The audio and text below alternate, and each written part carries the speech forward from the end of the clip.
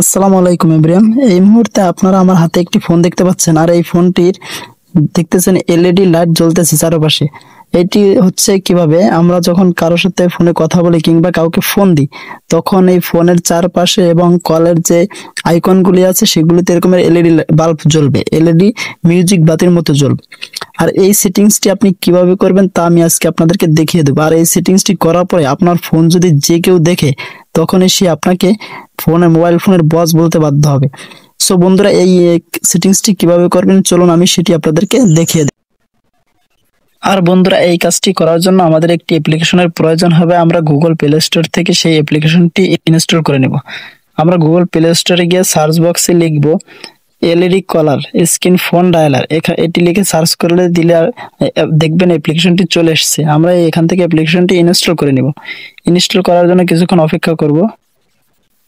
Install করার পরে এটি আমরা এখান থেকে ওপেন করে দেব। ওপেন করে দেওয়ার পরে আমাদের মূল অ্যাপস এর ভিতরে নিয়ে যাবে। আমরা এখানে কিছুক্ষণ অপেক্ষা করব। এখানে কিছুক্ষণ অপেক্ষা করার পরে নিচের দিকে দেখতে পাবেন ইনেবল নামে একটি অপশন আছে, ইনেবলে ক্লিক করে দেব।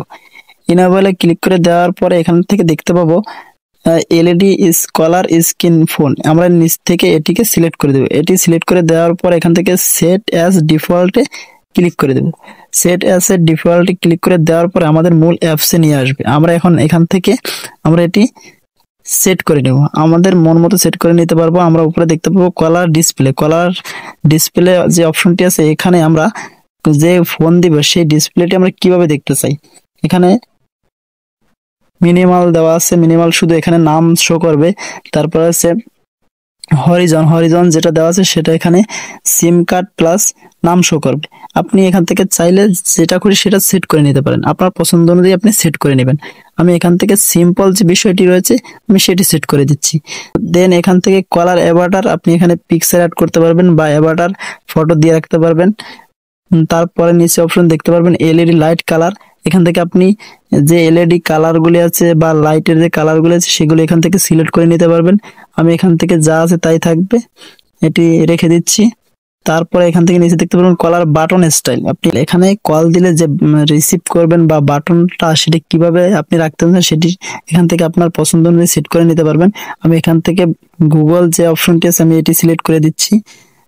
তারপরে নিচে দেখতে পাবেন কলার বাটনস। এখানে কলার বাটনস গুলি যেভাবে দেওয়া আছে আমি এভাবে রেখে দিব।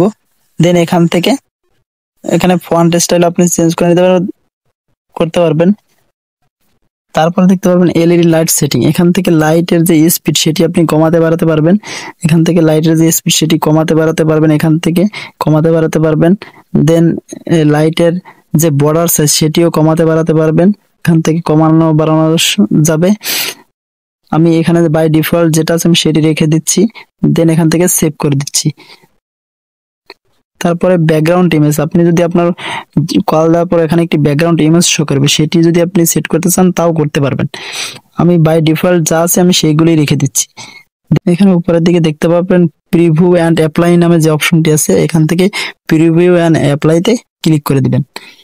প্রিভিউ অ্যান্ড অ্যাপ্লাইতে ক্লিক করে দেওয়ার পর এখান থেকে দেখতে পাবেন অ্যালাউ সিস্টেম সেটিং মডিফিকেশন, এই অপশনটি অন করে দিবেন।